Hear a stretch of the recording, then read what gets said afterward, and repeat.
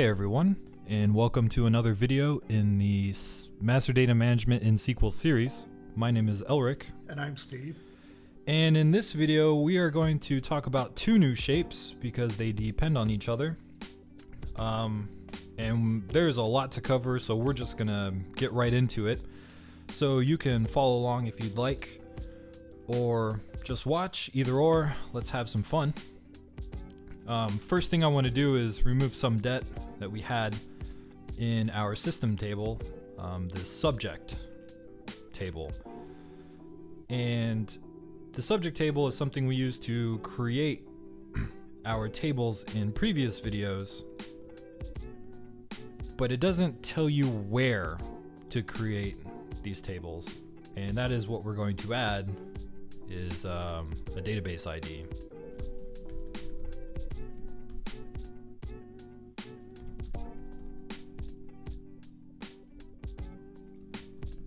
I'm gonna save it as null and allow nulls, but then I'm going to update it. Oh, I'm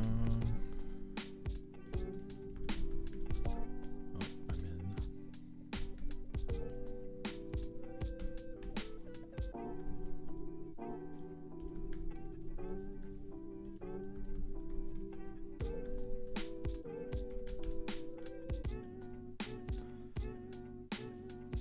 System main is 61.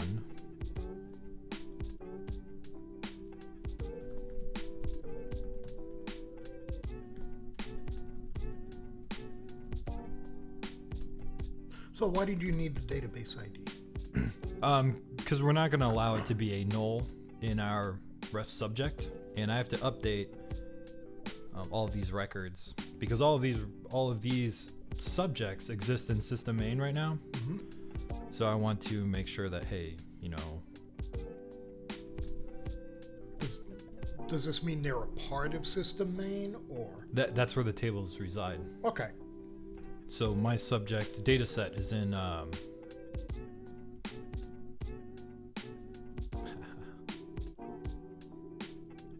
we go. All of these subjects are represented in system main, system reference relationship. But now I want to create some in core, in search, in other, in all over our system. And in order to do that in an automated process,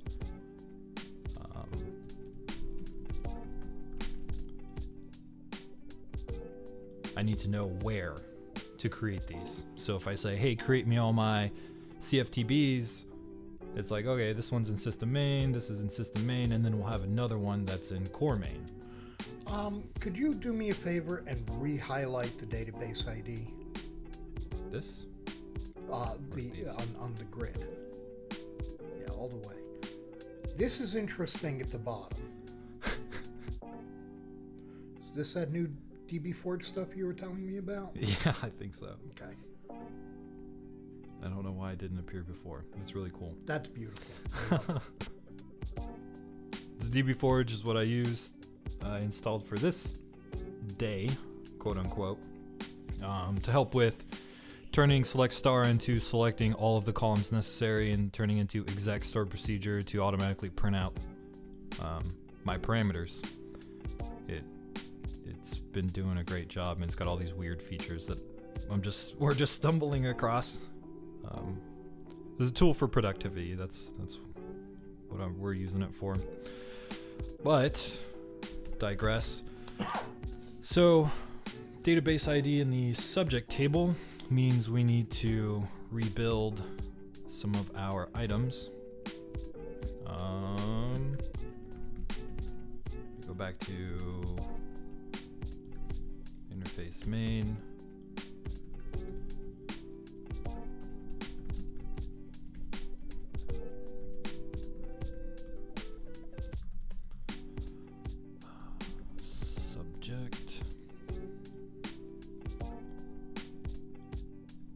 Got to rebuild our views and our procedures.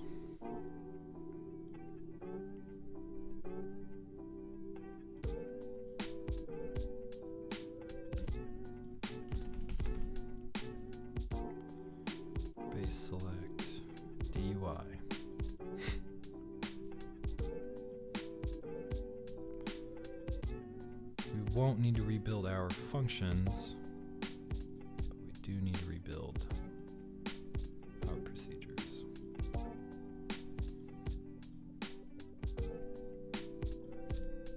This is removing tet-det, like we did in last video. Yeah. Okay. Well, we added a new. Oh, that's a good point. We added a new data point to a pre-existing table, so we need to make sure that the data point is in our system data point table. So we can add them to our views, because later on, we'll be removing all of our scripts. We have tet-det. That is something that we have. It's a necessary evil, I guess. But we still want to use the tools that we've created, like our views, and if we just add a column to a table, it's not going to appear in our view unless we rebuild the views. So now I should be able to go to my subject view and see the column subject database ID. Bam. Okay. Sweet. So that is that is the first thing, because our domain shape, our first domain, is going to go in core main. And yeah, okay. So let's talk about our domain shape. First, what do you mean by domain? Okay. Domain has overloaded definitions. The specific definition that I am using, And that's why I'm asking, by is the way. a sphere or activity of knowledge. That's what it is. It is still an abstracted concept. An example would be people. People is a domain. I don't care if they're customers or users or participants, it's people. The first domain that we're going to create is group. Group could be customers, like actual companies. It could be a template of data. It's just a group, but it is a specific sphere or activity of knowledge, and that's that definition. So our domain on the surface really doesn't differ from our base table. So I'm going to create another version of the base table that we did in a previous video, I believe 4 or 5. But I'm gonna remove some tet-det here. So I'm going to send it a subject ID, because that subject ID now has a database ID. And subject type ID would be the shape that you are.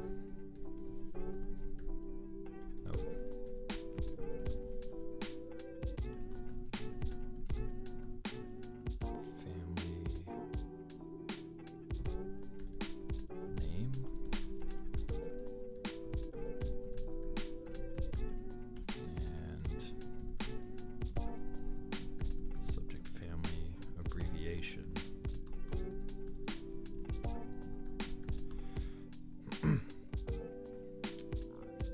Which I'll go over these in a moment.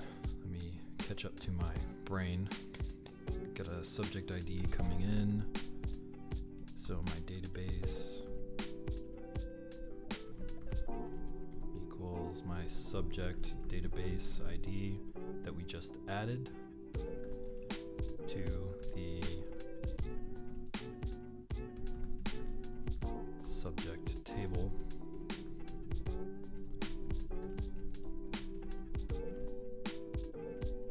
the incoming subject ID. Just Control-Shift-R, okay. So I get the database ID, and then I will need, I want to read over this script. The database,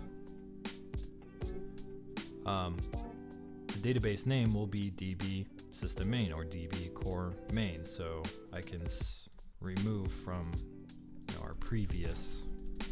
So as opposed to videos. building it now we're just taking it from someplace. Yeah, yeah. Instead of we had to create memory tables, and I don't use, or table variables. I don't use table variables in my code.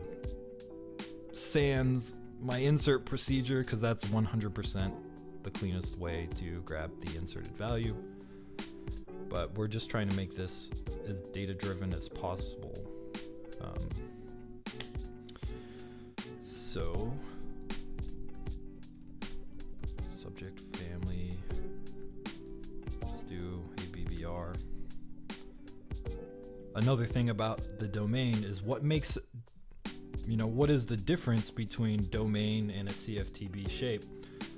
Because we're overwriting the base, and the difference is reference data.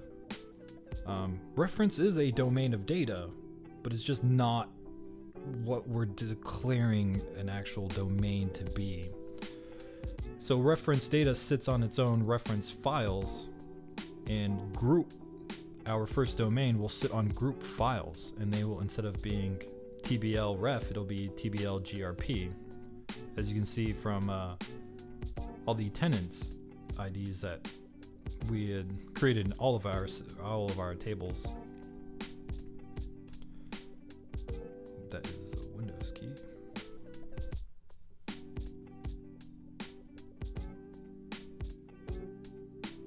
But it's the taxonomy tables are still reference data because they do not change.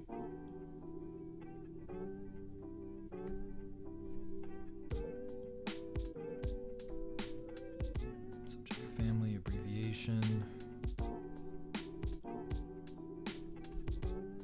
Database name. No prefix. On subject family name.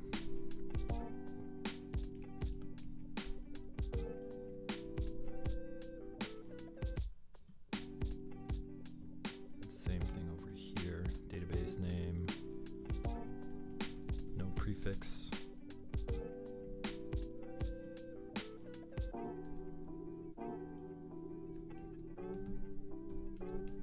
Subject family name.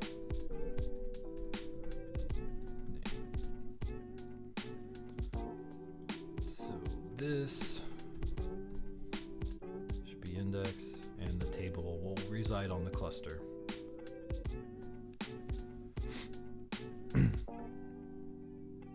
We gotta resolve the alters.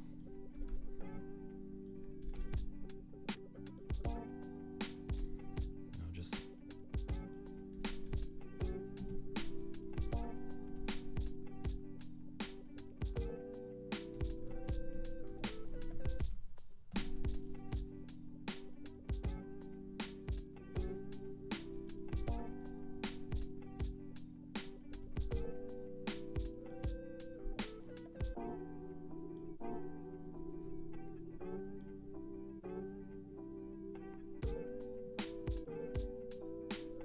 will be correct.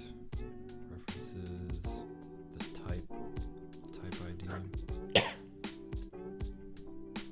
This is our domain.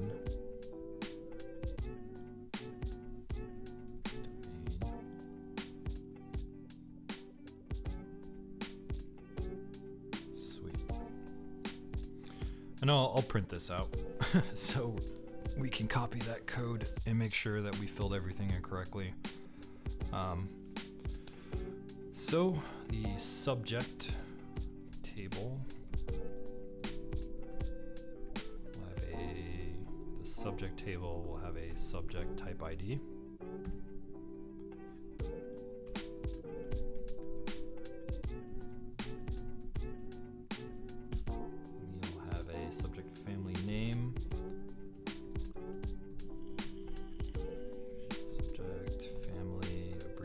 function.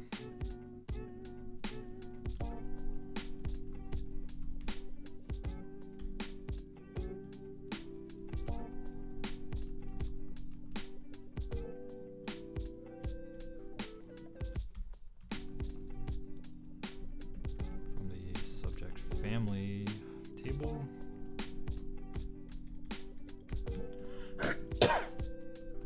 Where the subject family ID is in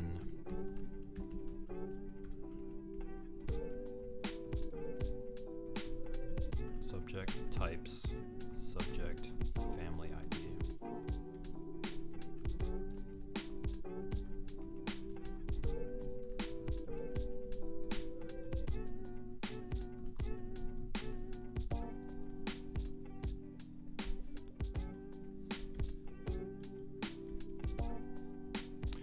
And I know you had mentioned, like, before, the differences between calling a function or having a where-in statement, and I could have stepped through this, or I go get the family ID from the type table or the type ID, but this where-in clause benefits me, so I can avoid the extra query step. Okay. All right. Well, just like anything in any program language, you have many tools Yeah. that often do the same thing, and it's just which tool is better in this particular context. Many tools. Yeah, welcome to SQL. All right. Oh, I guess. Yeah, why are those red? So I took them out of the declare. I mean, out of the incoming parameters. Ah, I have a name.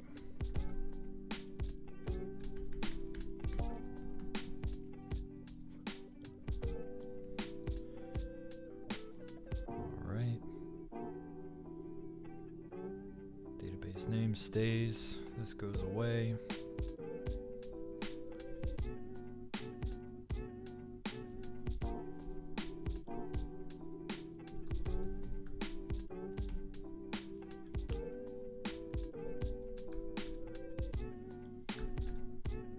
And we get one more.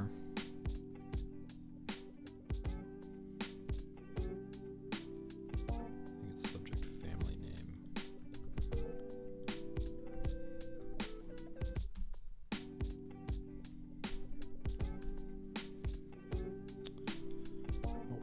That's another one that I pulled up from the incoming parameters.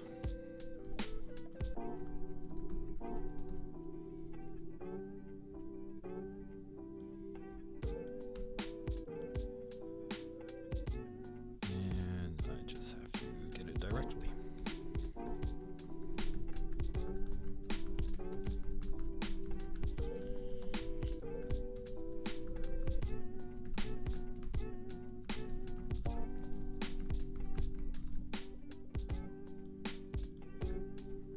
Boom. so now we're getting rid of our reliance on passing database names back and forth. Yeah. Slowly but surely, the end result should be that all of this code disappears. In order to make that happen, we're kind of stuck in the, because this is a sphere. This system is really a giant sphere. We are stuck in the point where we need a tenant in our data point table to properly specify what subject family, relates to what data point, so we could remove all of this and make it purely data driven. So right around the corner, all of this red text will go away, and slowly but surely we are, removing the need for, oh, I forgot that. Yeah, that would have been. We are slowly removing the need for separate keys like we did in video 1. We had nothing in video 1. So unlike, say, in a waterfall organization where you would create a system and the moment it works, we're done. No. Here you've created a system with one set of tools, and then as you create the better set of tools, Yeah. as we go on, then we refactor back and forth. Yeah. And that refactoring comes to a halt. And it's cheap too. It's extremely cheap from what I've seen so far. Yeah. 2 days. I mean, almost 16 hours. Well, yeah, but that's for you, so you know. Hey, it's only 2 years away, right? You're in the system for 2 years, and then you can spin it up in a week. I mean, I'll quote you 4 weeks because there's a lot of golf that needs to happen in between now and then. I thought you would declare database type. It's Oh no, it becomes subject. Okay. That's a different. That is the alter statement.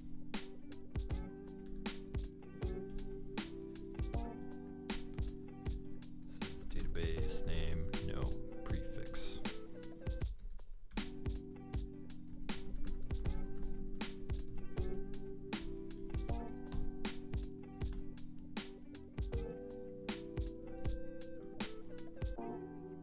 There we go. Yeah, thank you. That was beginning to become painful. So we still need, but what do we need? Database name, database name. I don't think we need a no prefix here. So we don't have any no prefixes specifically for the file group because DB is replaced by FG. So database type name goes away, but the abbreviation appears.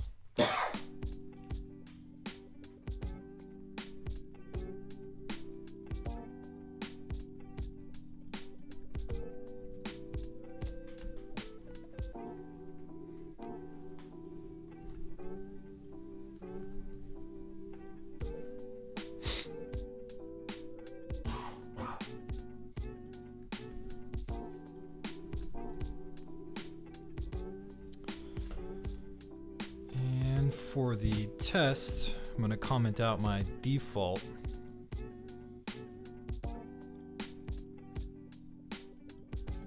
But I can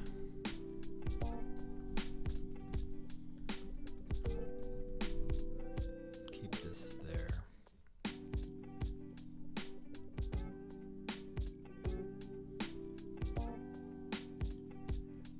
Did you use abbreviation? Yeah.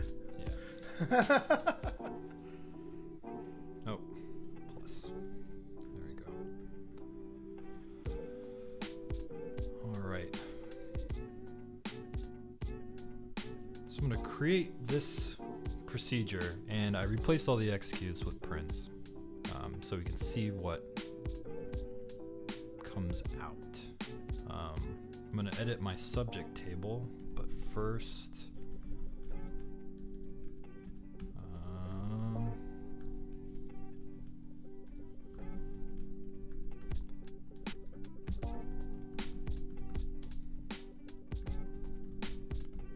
Want to figure out what database ID I need, and that's 9. Is that how it's actually spelled?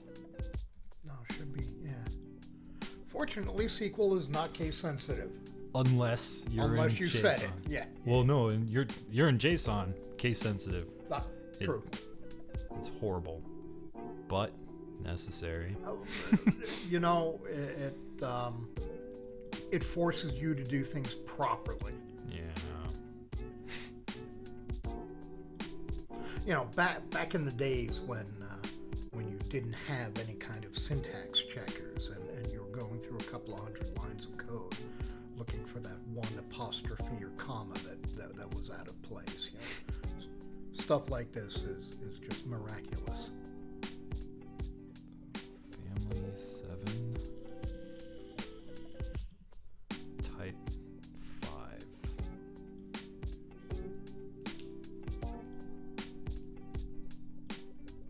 Okay. Subject type 5.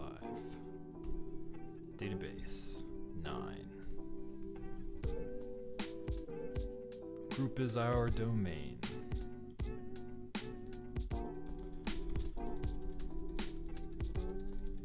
Subject is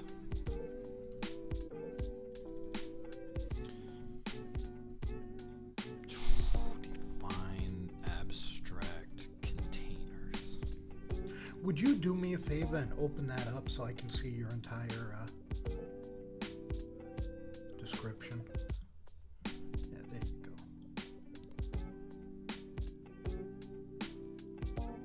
You type just way too fast for me.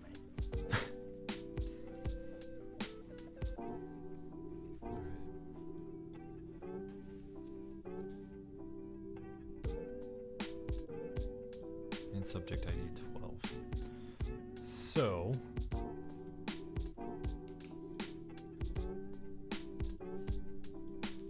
I believe this is the procedure we just created. Yep.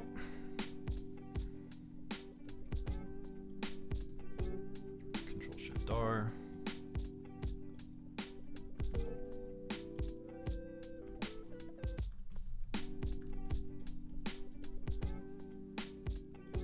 So let's see what it did.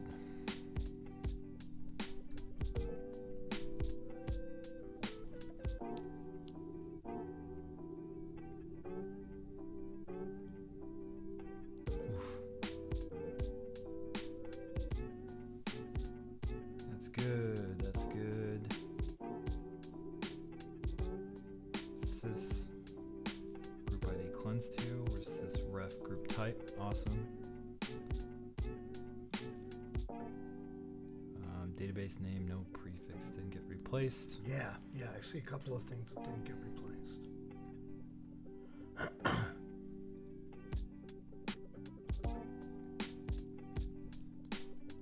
Should be good, probably.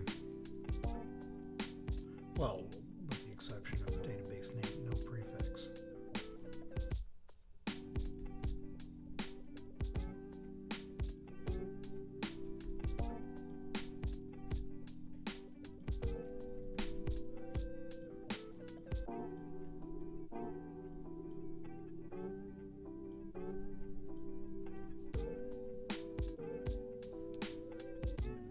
There we go. Beautiful. Could you scroll to the right?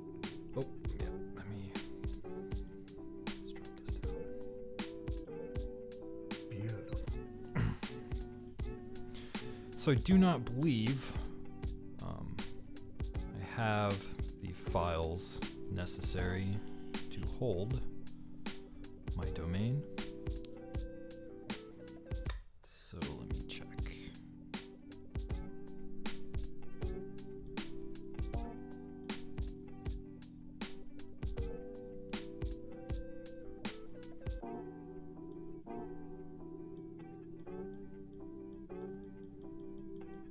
So no, I do not have. So we're gonna have to use our tool again to create files.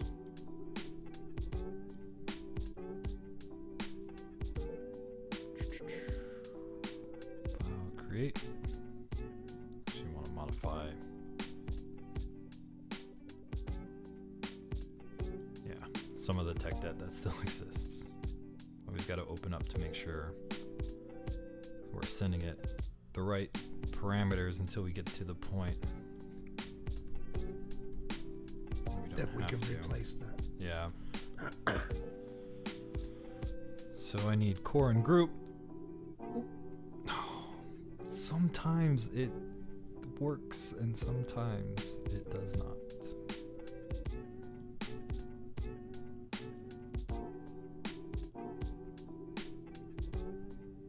I have a bone to pick.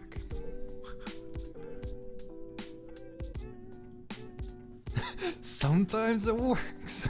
That Sometimes makes it doesn't. no sense whatsoever. I don't know. I just work here. Well, let's see if we have a people table or people file. Yeah. Sure do. Yeah, that is odd. We'll create the group domain. So what else? Just like we have top level procedure for all class family type base, we're going to have one for domain.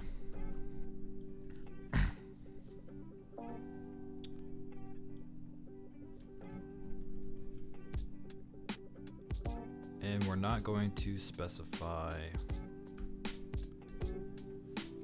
That's another example. We're not going to specify what family we're looking for. So it's probably better that we use a where in chain versus functions. Because we're going to say, hey, if it's a people or a group family, it doesn't matter. We want it. It's going to try to build it. I see. Oh wait, am I in the wrong? That could be problematic too. Oh no, no realm. Sweet. So Shouldn't this be realm now? Oh, no. Realm and domain are two different things. I apologize. that's awesome. So our shared attribute shape, the next thing that we're going to talk about, has a realm, and that realm will say what the domain that it references. So when we have a name realm, the name realm record will be group name, because everything under that will associate to group. That's how we'll have different type IDs for like a group first name and a people first name, but that's how we can morph it. We can say, give me all the first names, and just cruise through all of our domain tables and build a list. But our realm separates the domain. That's a really interesting thing you've said without knowing. Yeah, that's what's gonna happen.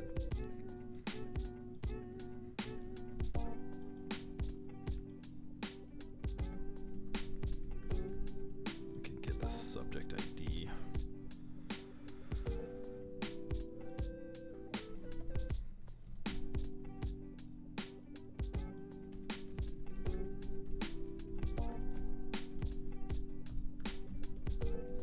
And this is some other debt that we cannot resolve just yet, but we can take a little bit of it away.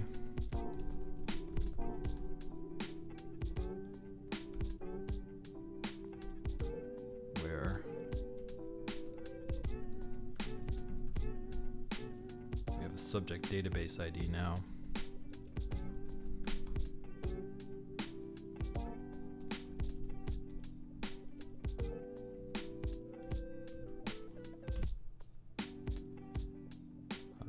And only one of our creation scripts takes a subject ID. So we are forced in the meantime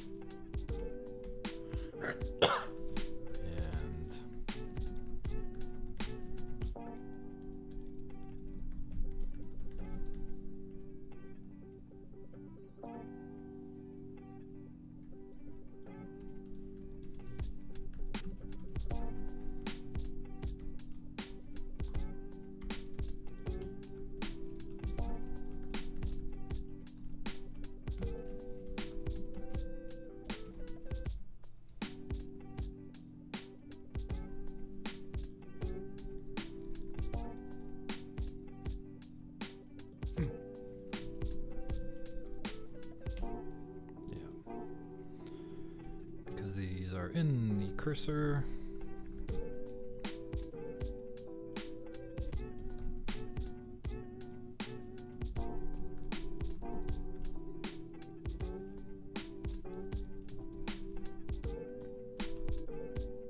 We'll null them out.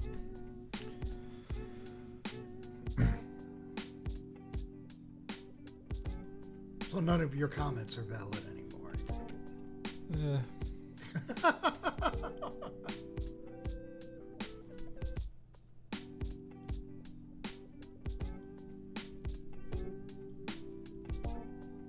for the most part.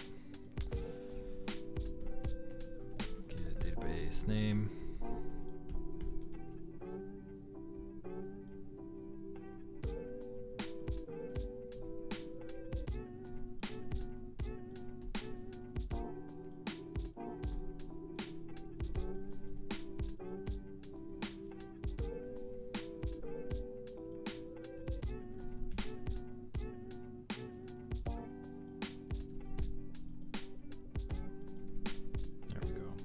Would that be type name or type?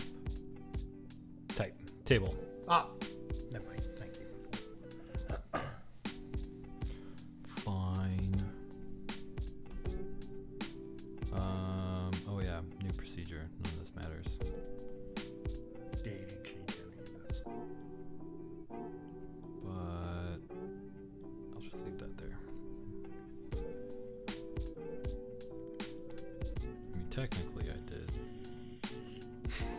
Because I had to alter it, but Although, being a stickler, the date at the top should equal the date at the bottom. I mean, yeah, I'm sorry. I guess that's why you're here. Alright. That and the snacks. So let's see if this actually will work. Nothing up my sleeve. Oh, it won't work. It won't work yet.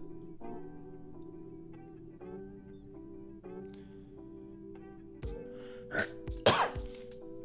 I should have had... No.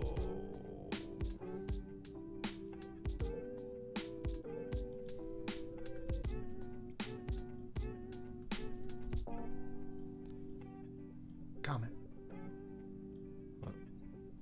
Necessary CFT-B tables? Yep.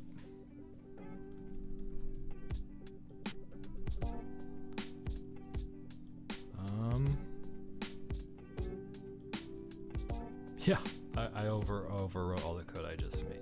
Now I'm back to normal. Oof, that was scary. Okay. Sometimes consistency with naming is frightening. You know, so long as you're not doing your testing in production, we're good. Yeah, that's fair.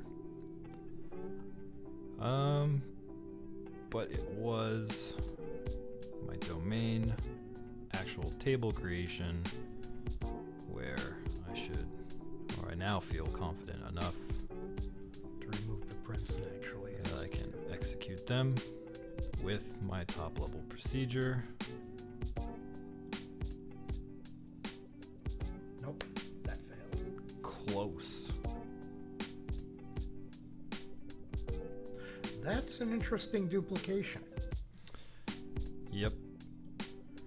And seems to me one of the procedures is getting the full database name rather than just the portion of it. Yep, that's that tech debt. Ah, yes. You know, Oh. that might become the new buzzword of the tech industry. Yep. Hey, tech debt. It's because this is the actual name.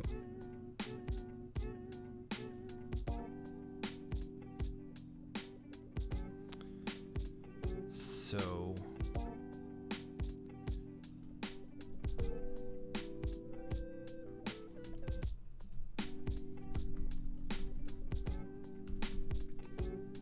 remove DB, get the type name,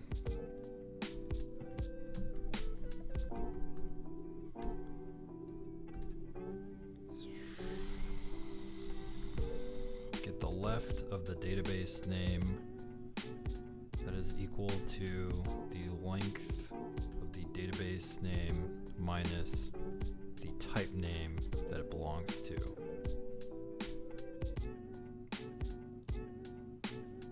No, minus the length of the type name that it belongs to. Yes. Cannot convert nvarchar to big int. Oh, there we go.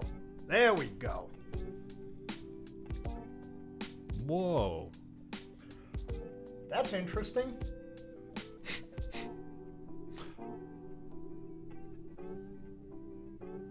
Seems to me 12 is a literal somewhere. Darn it. Nope, still tech debt.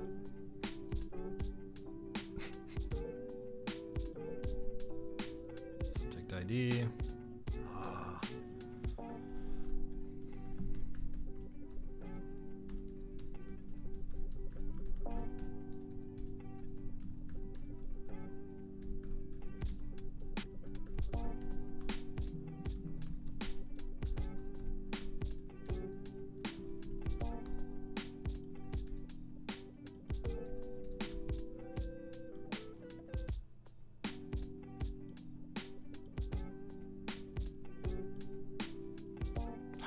There we go. Check your messages on this one. No, not. Oh. So I reach for my phone. Okay. Yeah, no. Delete in reverse. Delete the type. Tech debt is a problem. Well, it seems it's also a boon at times. You know, then again, it relies on memory, which could be problematic. Yeah, it's tribal knowledge. If these things aren't data driven, you have, I mean, every time I type something, there's a reason for it. And if I'm the only person that knows that reason, that puts a damper on like the business in general. But then again, all this occurs in the development environment. Yeah. So with that in mind, there's going to be a specification or something that's going to say we need to do this at this point. Right. So our domain shape and our shared attribute shape are kind of this, well, they're joined at the hip. They're joined at the X in RCFT-X. So this is half of our domain shape, and in order to create the other half, we need to create the shared attribute shape. And that's going to be pretty simple because we should be able to go into our subject table and try to remember what type our shared attribute was. There we go. 6.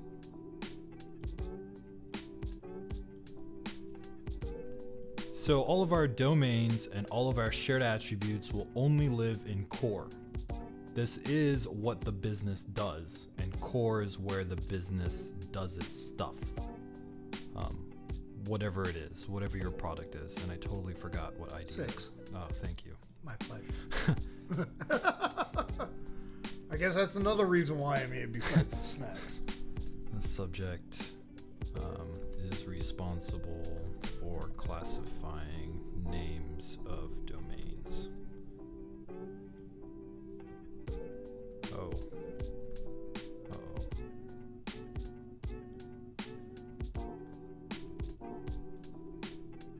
Glad I didn't run my table classifier. That would have failed dramatically. And I should have caught that too, but I didn't. Because it's really just this small front half of the section that changes. So our name, we're gonna copy another procedure. Before we go into that, could you describe to me what you mean by group in this context? As a domain, what a group is? That's a fantastic question. So a group can be a client of yours. Let's say you sell software and you sell software to Les Schwab tires. Les Schwab can be a group. It leases space in your system. It needs people record space. It needs order record space. Like, it needs space in your system, so that is a group. But another type of group in the system is Les Schwab might have two subgroups, two child groups, one for North America and one for Europe. And the North America subgroup can mean that our geography dimension is ordered one way for this group, and then in the European one, our geography is ordered a different way. So it's not just a customer, it's a template of, it's a really hard to explain abstract concept. So when I think of group, I can think of the term template. Yeah, that is a type of group. Okay. And we have class family type. That will be a type of group. Tenant will be a type of group. Finance department could be a type of group. Sysadmins. Beautiful. Like. So anything that might require a data mod. Yeah. Okay. Yeah. Anything that you need to draw a box around that box is called a group. That's a good explanation right there. Thank you. Bam. Shared attribute. So to create the tables for our shared attribute, half of the tables, it's going to be as easy as modifying this nice procedure that creates the realm class family type relationship. We'll just call it shared attribute. I'm going to go to the all domain and steal some code because we're trying to be consistent.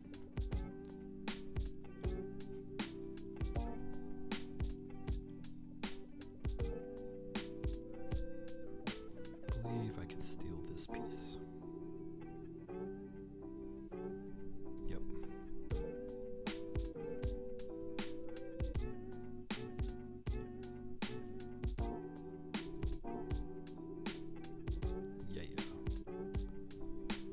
Just using the same, I have to get my database ID and take pieces of my database ID to actually create to use my tech-dated procedures.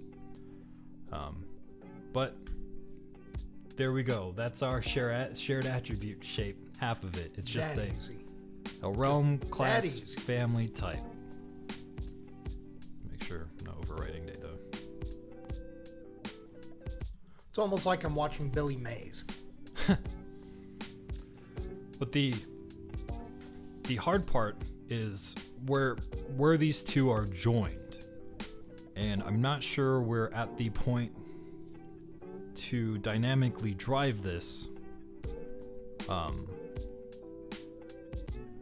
So I'll have to create debt, because in order to drive this, to make this data driven, we need groups. But in order to get a group functioning, we need shared attributes. So we're really stuck in the last piece of the circle. And once we complete this piece, we can start just knocking tech debt out. So I have to create a relationship table for my name and something that's incoming. So the final piece, actually, it'll make more sense if I create the shared attribute name.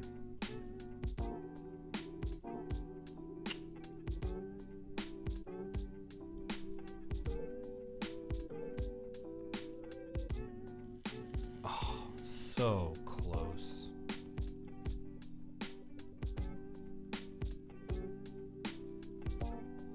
Oh, yeah. No, it's in the insert.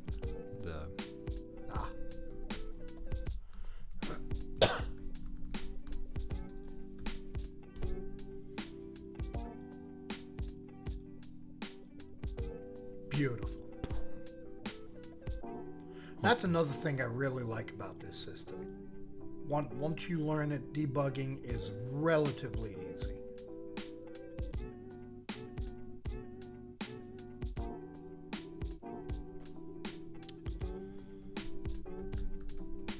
Yeah. Yes, it is. It ran so fast because there was nothing to do.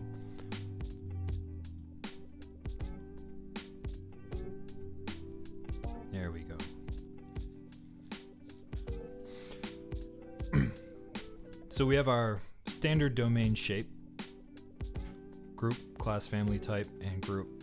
And we have a shared attribute shape of name, realm, class, family type. And we need one more table that will... Can I save as?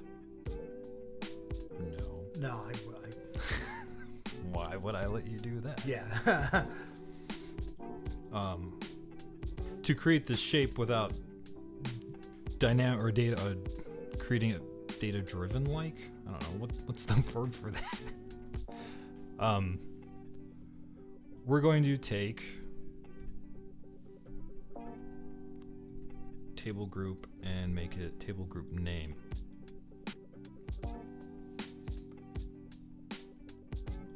And we're going to take group type ID.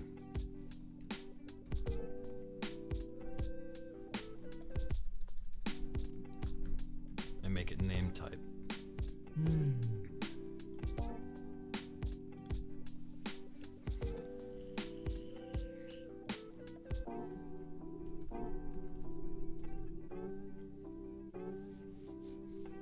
I don't think we've created that. We're going to. Okay. Oh. We gotta do some surgical edits here.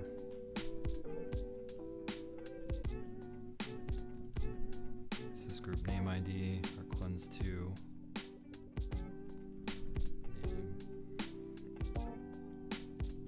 Name, GRP group name ID, group cluster. How about your file names? Yeah, they're good. It's because that is Got it. that is Okay. the part of these subdomains. The attribute name got RFCT-X because that X is really the relationship between that name type and all of the domains that exist, and it'll work the other way too. Every domain will have, like, people, PEO, people, name will exist if name is in the system. But there are some things that we won't need because the other types take care of it. We won't need abbreviations, key names. We'll need display order and sequence to represent priorities. Or if you think about Pablo Picasso's full name, which is... Yeah. Well, there's a first name type, and there are several middle name types with a sequence, and then there's a last name type. There could also be a full name type, which is why we need a new defined data, not standard text max. This is a real thing that we are creating, and it's a name in a shared attribute. So we're going to define it as in varchar max. We could probably limit it to 2000 because we shouldn't get a name over 2000. If you know of a name over 2000, but Pablo's, I think, is the longest, and it's interesting that you, or it's cool that you brought that up, because this is one of the few database, possibly the only database I've ever seen that could do that correctly with a name like his. yeah. What about, how many databases have you seen where my people table, the name column, will not contain a first name or a last name or a full name or anything because it doesn't belong in there? It doesn't belong in there. That's interesting. It's because it's And I look forward to seeing where it does belong. in the shared attribute table that we are creating. Okay. Let me go ahead and run my data point yeah, type. Yeah, you got to create that data point. Otherwise, this ain't going nowhere.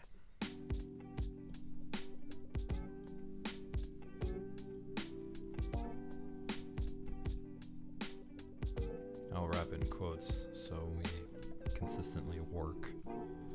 Just in case, huh? No, 2000. Okay. I'll limit it, like,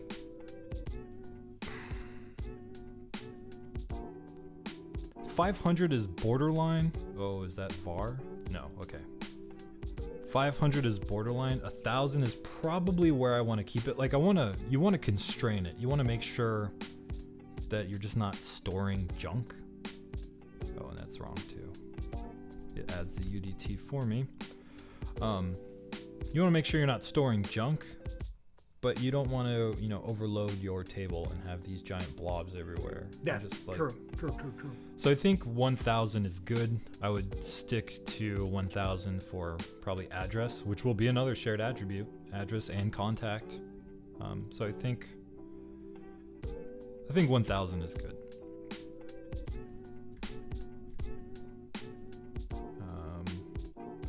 But not only,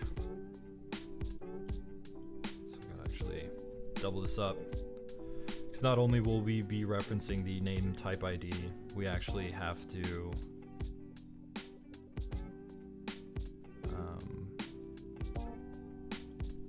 reference the group.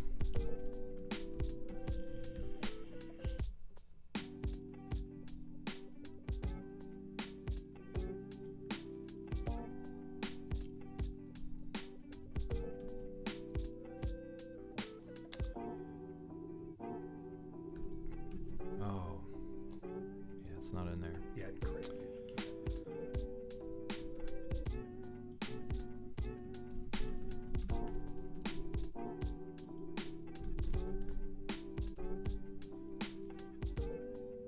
Lowercase, that's this, please.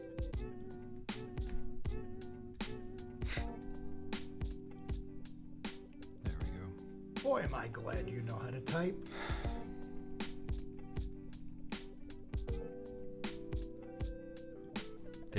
The primary key of the table, who owns it, what the table identifier is, its parent, its name type, the actual value, in order or sequence, its availability, and does it have other things like security? Do you need special permissions to view someone's full name? And that's important in a HIPAA or PCI environment. Yep. Maybe plan name. Hey, I got my name changed. Oh, that's good too. So there's so many, this is what my name is in another language, or with a salutation. Like there are so many different. I mean, that's why these extra columns start to take shape. And this is very powerful in our culture. Generally, it's the wife that changes her name to the husband's, but in other cultures, it's the opposite. The man would change his name to the wife's. And we have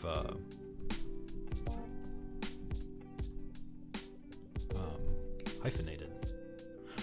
Very true. Different types for whether it's hyphenated or not. Yeah, the power of the system just is becoming more and more and that's evident. It takes a while to get here to explain it, but then it's really difficult to focus on one thing to try to explain one thing.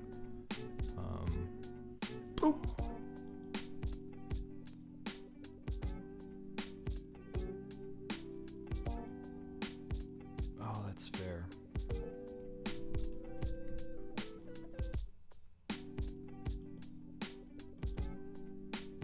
Okay. That means my other mate.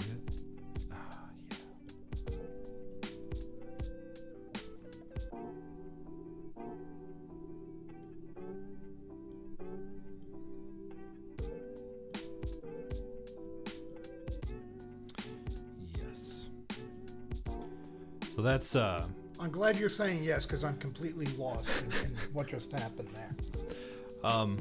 So you think about it. I mean, I wish I had a timer. I did not set a timer. But let me explain it through data. It doesn't really matter.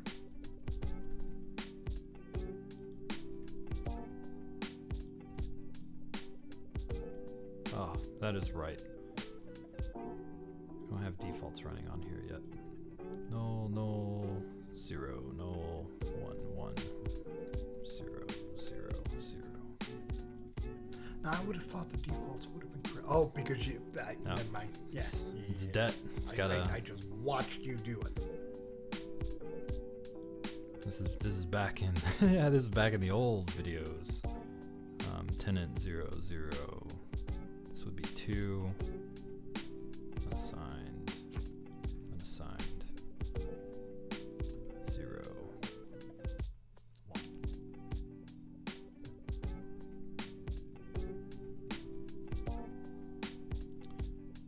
Actually should be able. No, because it'll commit. Sometimes like if I did this correctly and it was a 1, I could just copy this record and paste it. But I cannot. No.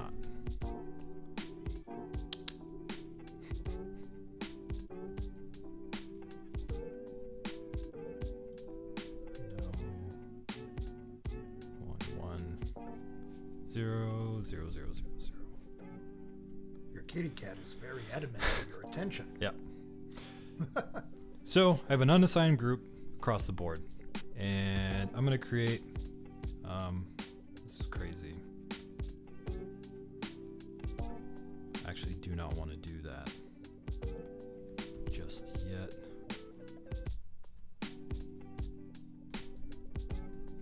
This is actually a very important group. The owner group. Okay, that makes sense. Now, the owner is not the same as the tenant, correct? Or can it be? The very specific, and I hope this works. Please don't fail. Yes. Oh, Okay. There needs to be a foreign key on the tenant ID okay. that references the group ID. 1.1 is the most important piece in the entire system. It is the beginning of everything, because that's how we get our tenants. So I'll readjust later, but now we're good to go. Our next group is a demo group, right? Because there's so many things going on right now. This is a demo group owned by the system owner, right? And now, just to further explain group. Before you go further, could you change demo to uppercase and under the string key name, please? Yes.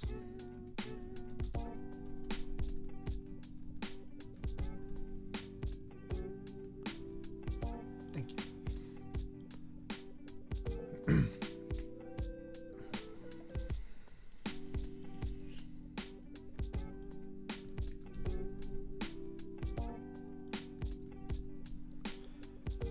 I did this for a reason. So this is me, owner. This is my system. I'm operating it. Maybe demo is a company's name, and I want to give demo space in my system. I am their tenant, but they have a group ID now. Ah, so they have a completely separate database or a separate data system in and of themselves. Yes. Okay. So they want to store data here in my system. Now they have a child group. And So now, that could be my vendor or one of my customers. Yeah, that could be your customer and then your customer's customer. But what's really important is notice that we're not staggering like you see normally, is that this is the demo's tenant. These belong to the demo. I want to go through every single table in my system and delete group tenant 2 to remove demo from my entire system. This is not a parent-child relationship. We have a relationship table to represent the parent-child relationship. So it's really important to understand that it's not, 3. This should not be 3 at all. Your actual tenant, and we'll make a type, and we'll make a procedure, a DQ, quality procedure to ensure that all tenant types are only owned by the master, the owner of the system. So it's like, hey, I like your software as a service product. Okay, I created you a record under, I'm your tenant. you're leasing my data. Well, I have child groups. Yeah, you can bring them on. They're your responsibility. So to actually even expand on that concept and try to explain the name realm. This is group name. Oh.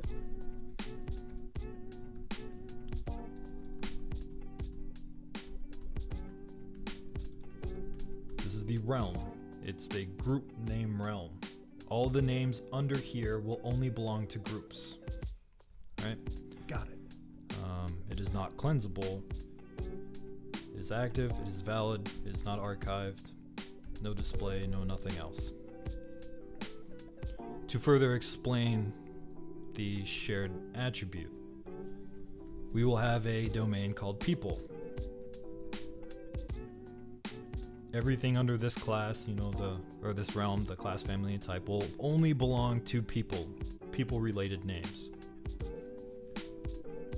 And to expand further, Demo wants to add names to our group system. But because they might leave us, I want to make sure that I can clean their names up. Oh, beautiful. So it's really, your tenant is going to be a very big operating piece in our entire system, and saying, get me the ID where the tenant is this across the board. I don't find anything. What about for my current operator? They have a tenant ID of 2, so we're going to send our function 2 for the group tenant. It's like, oh, I found something under their tenant. This allows us to separate clients' data from each other all in the same system. So your where clauses become, and tenant ID in owner operator. Got it. So if you have a geography dimension that is sound and they send you Oregon, you can save it under their tenant and it won't affect your master list. And that's where master data management comes into play. Beautiful. I have truth, and I have what you sent me. We'll resolve what you sent me later. Beautiful. And when you go down, it's focusing on one only.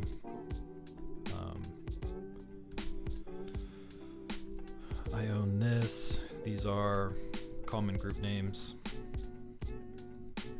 They're not cleansable. They're active, valid, not archived, display, other security. Family. I own it. These are common.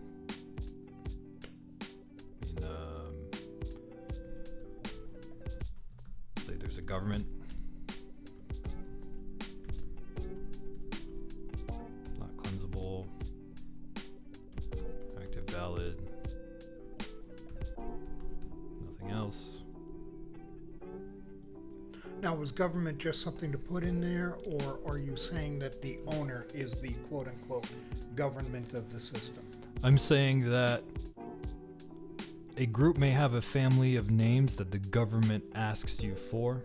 Ah, okay, so this is a kind of a subject in and of itself, or a realm, or a domain. I could put public or alias, because we're in the class. I mean, Okay. the family now. So yeah, maybe my alias is ACS, but my government is Affiliated Computer Systems, because or Affiliated Computer Systems LLC or Inc. That's a government name. That's like, this is what you put on your EIN, and your alias. I mean, I don't even know how many companies' names have the same like acronyms. So then our name type is where it becomes loose, where under our government we'd say what's that? We could make it specific, like LLC, but what would that be? Just corporation? Corporations, departments. Yeah. It's like corp name, or I guess that's a type. C type. S corp.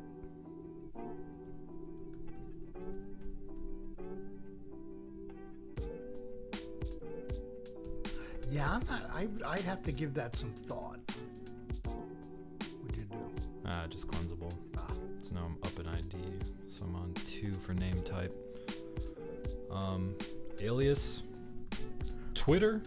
But these are just values that we're sticking in here. Yeah. Rather than being part of the system itself.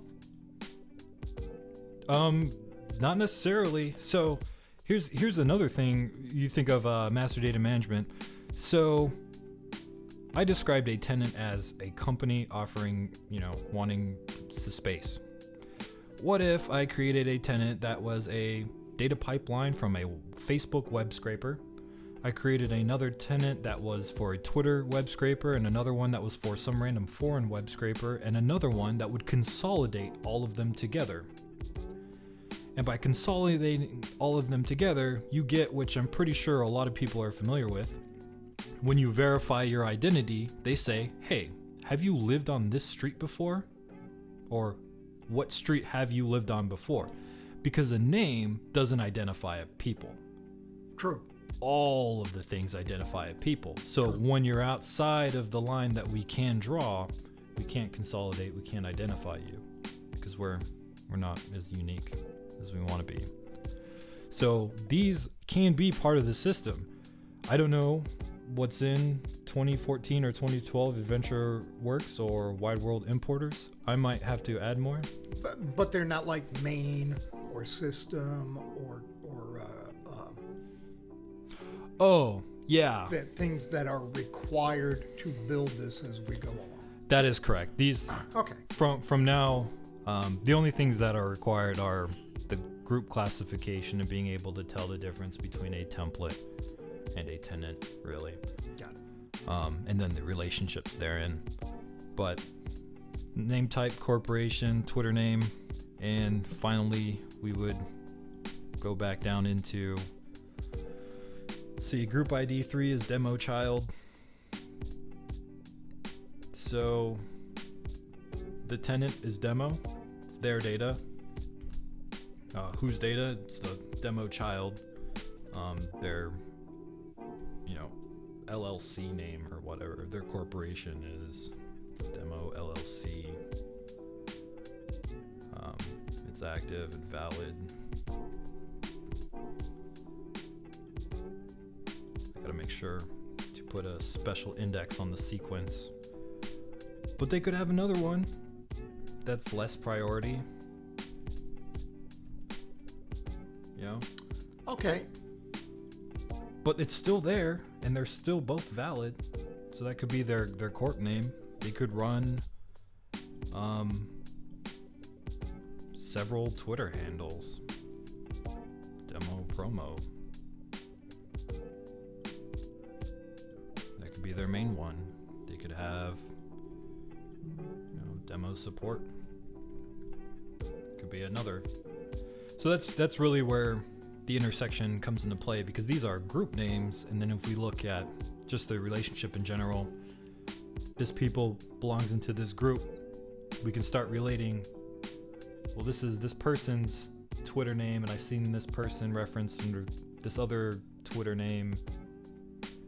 I think they belong into this group. If we don't know, we can assume. Got it.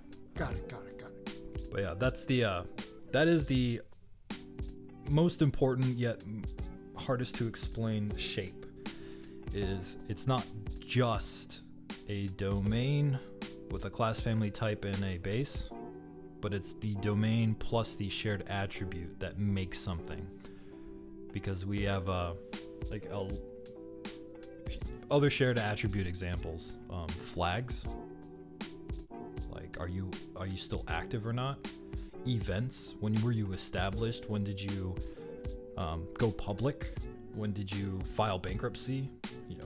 Just events that had happened in a group's life. Group specific settings, numerics, and numerics don't really mean anything. It could just be a employee count. It could be last year's profit. Like, it's just a number. Last quarter's dividends. Yeah, it just keeps going. Contact and address, another shared attributes. So that's really the importance of a domain, is how important is this concept to your business. And group and people are the most common domains. Got it. From there, we just rip apart somebody else's, like AdventureWorks, and figure out what's important to this and create more. So did we just create, or pardon me, did you just create, because I'm just sitting here watching, did you just create all of the records necessary for a specific domain? Oh, I'm sorry. I don't quite understand the question. We have a number of edit top 200. Oh, yeah. Well, just to explain further, because none of the records that I inserted into any of these tables make a domain something. It's the concept of, why don't I have data set name and data set currency and data set event? It's because that part of the system really doesn't mean anything to what we want to do. Maybe if we were building a full-on ETL tool, that is what our domain becomes. We want to know when this was created, when this was last modified. Got it. But a domain, yeah, we created all the procedures to get half domain and half of the shared attribute. We will need to use the group to create a tenant to automatically generate the last half of both. Okay. Which we'll have to do a part 2. Yeah. But this is I don't want to say the final shape, but probably the most important shape that allows you to bend with whatever you need. Great flexibility. Yeah. No longer is it a new column for a new flag. No, it's just a new record in a table somewhere. And it doesn't matter who wants it. You as the owner tenant, you as a child tenant, anyone can have it. Are we going to be doing that next video? Yeah. We'll be templating columns so we can get rid of scripts in our create tables. Because now we've created enough tech debt to come around and get the objects that we need to be created. We created them via scripts. Now we're going to reverse all of these scripts and make them data driven, because that's where we are. And once we get back to the beginning, allowing us to enter a database name in the database table, and it will create the database for us. That's when we drop out of the series and load up AdventureWorks and like, all right, here's how we're going to piece this one out. Because at that point, that system is done. That system will build databases for you, keys, files, data point types or user-defined data types, table structures. We're good. Well, you got me sold, so I'm definitely going to be staying tuned. So I'm not selling anything. But yeah, this definitely was a long one, but I kind of expected that. This is the heart of the system, and that's what it is. So if you guys have any questions, please feel free to leave a comment. Hope you guys enjoyed, and we will catch you next time. Have a good one. Happy coding.